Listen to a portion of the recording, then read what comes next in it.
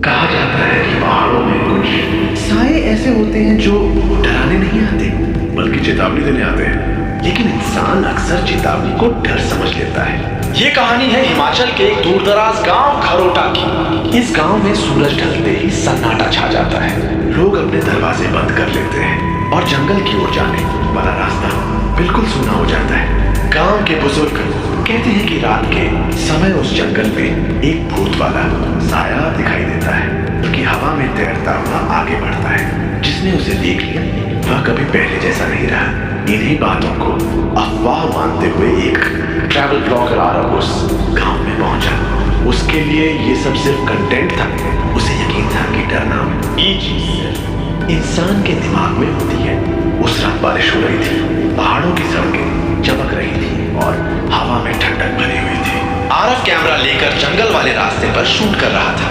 तभी उसके कैमरे की स्क्रीन पर कुछ हिलता हुआ दिखा। पहले उसे लगा कि शायद पेड़ों की परछाई होगी, लेकिन फिर उसे एहसास हुआ कि वह परछाई जमीन को छू ही नहीं रही थी और साया इंसानी आकार का था, लेकिन उसकी कोई शक्ल नहीं थी।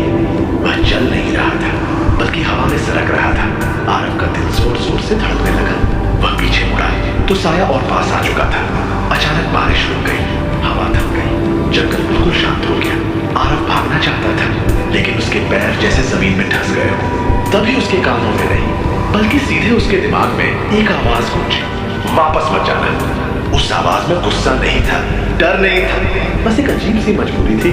आरव किसी तरह वहां से भागकर गांव पहुंचा। उसकी हालत देखकर गांव के एक बुजुर्ग देव सिंह ने उसे अपने घर में बैठाया। थोड़ी देर चुप रहने के बाद देव सिंह ने वह सच बताया जिसे गांव वाले सालों से छुपाते आए थे। 30 साल पहले उसी जंगल में एक भयानक भूस्खलन हुआ था। कई लोग मलबे में दब गए थे। उनमें से एक था भोला। वह दूसरों को बचाने के लिए पहाड़ की ओर दौड़ा था, लेकिन खुद बाहर नहीं निकल पाया। उसकी मौत वहीं हो गई। देव सिंह ने कहा, भोला बुरा आदमी नहीं था, उसकी आत्मा वहीं अटक गई। वो साया उसी की आत्मा है। वो लोगों को मारता नहीं, वो उन्हें रोकता है, लेकिन जो भी उसकी आवाज सुन लेता है उसकी जिंदगी बदल जाती है। उस रात के बाद आरव को अजीब सपने आने लगे। उसे लगता जैसे कोई उसके अंदर सांस ले रहा हो। आईने में उसका प्रतिबिंब थोड़ी देर से हिलता।